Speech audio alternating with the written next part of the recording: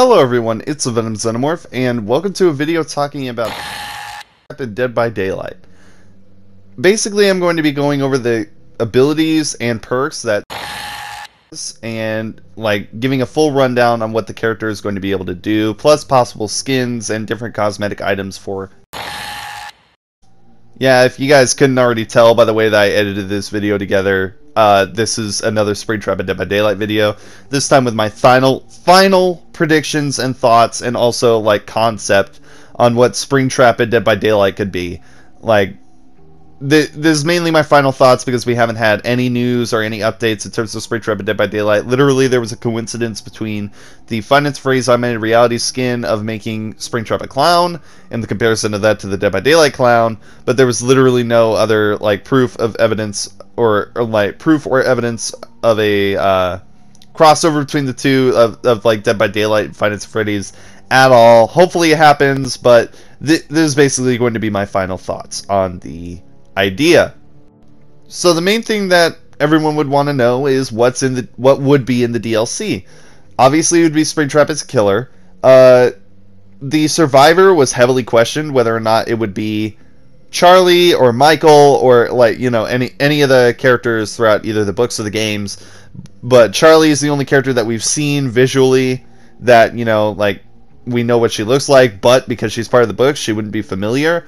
Versus Michael, very familiar to the games. Everybody knows Michael Afton. However, nobody's seen Michael Afton. So finding a survivor would be very complicated. So a lot of people just adopted the idea that this DLC wouldn't have a survivor with it.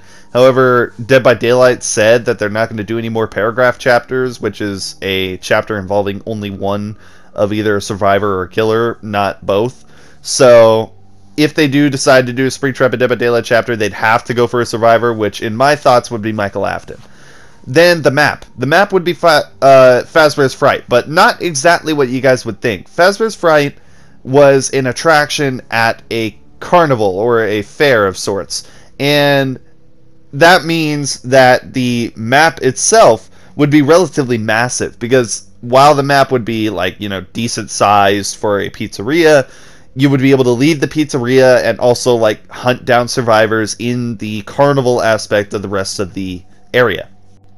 Next, people would want to know his ability, and for me, I have a very genius plan on Springtrap's ability that would not be too hard to program at all. Springtrap should have a jump scare related ability, and the closest thing I could come to that is, if you're watching this piece of clip right now, the Demogorgon's lunge ability, or the shred, which is the secondary ability of the Demogorgon. And the shred ability is awesome because it allows you to lunge across maps to cover a great distance, and also just really good at damaging survivors. And one of the things that I thought would be a good change for this ability in order to make it a jump scare or a Springtrap would be adding an effect like the Doctor's, which would increase madness every single time you land a successful lunge.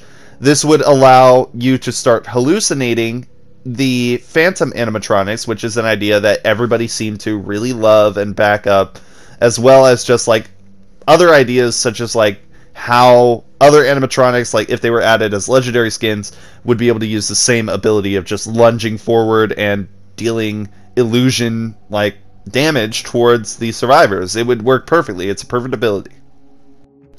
In terms of add-ons, it would either be in addition onto the distance of the ability, the recharge of the ability, because I know that it being, instead of it being the secondary, the Demogorgon, where you could use it all the time, it would be an ability where you could charge it up, use it, land the strike, and then once you land the strike, the recovery time takes a while. So there would be add-ons that would reduce the recovery time, as well as add-ons that would also increase the distance.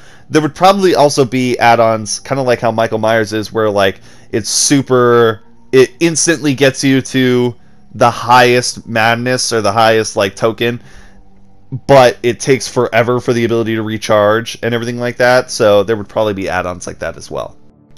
Springtrap's consequence for playing, kind of like how the Huntress has her consequence of her humming being a little louder than the heartbeat and everything like that, being able to tell distance. His consequence for playing would be similar to the Huntress's, except instead of it being humming or anything like that, it would either be music from the animatronic that's attached to his body, or it would be the sound of like his metal footsteps walking down hallways and everything like that, because arguably the animatronics are the heaviest things in the game, so that would just screeching metal and everything like that would totally make sense just to be hearing that from a distance.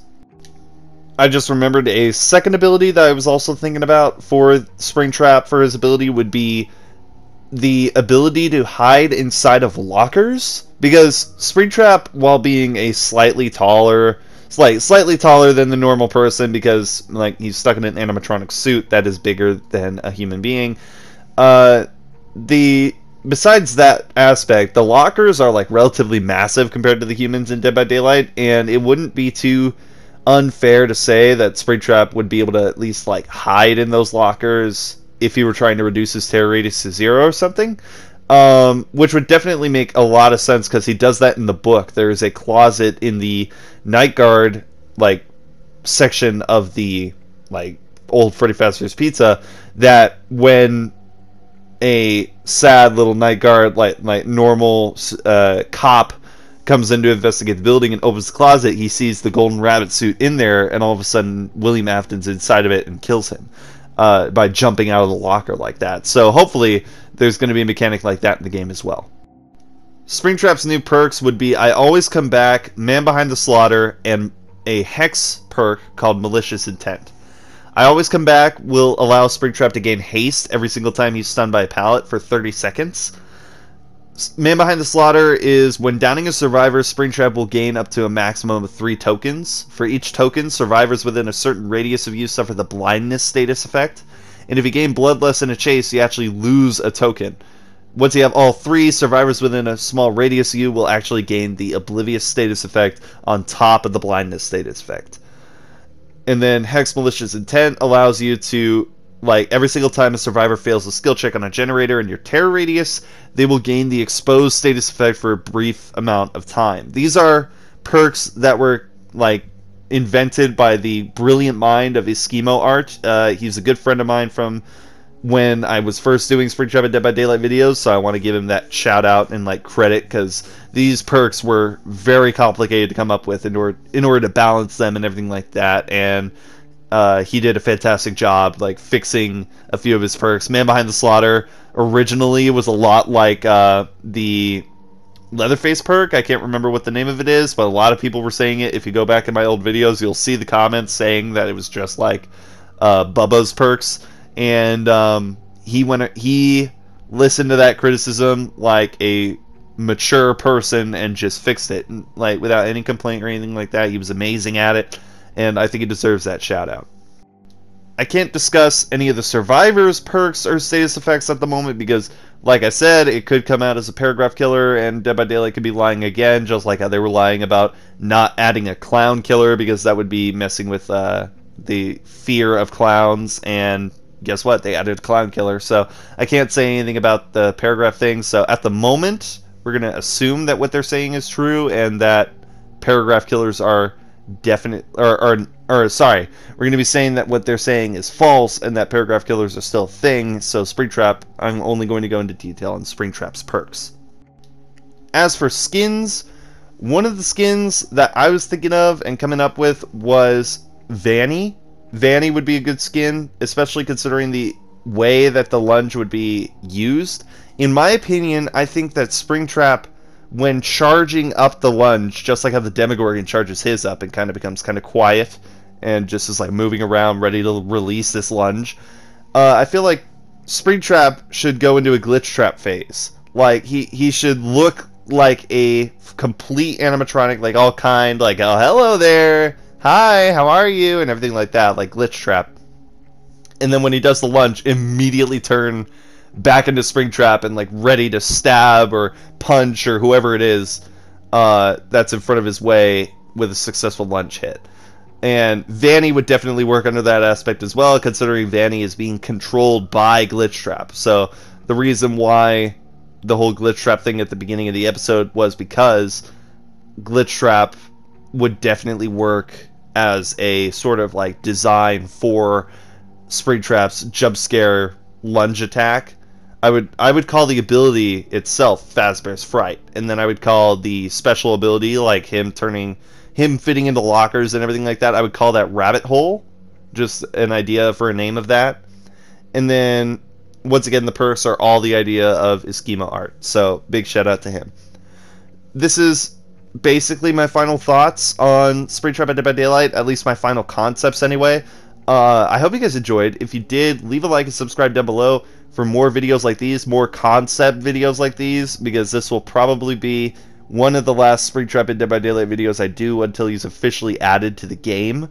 I thank you all for such a long and massive journey following down the Find Its Phrase road in Dead by Daylight, but obviously this channel was meant to be a gaming news channel, not a FNAF or a Dead by Daylight news channel, so I'm going to be covering more broad topics like alien video games and other games like that. So thank you all so much for watching. If you enjoyed, leave a like, subscribe down below, hit the notification bell for more videos like these, and as always, I will see you guys in the next one. Bye-bye!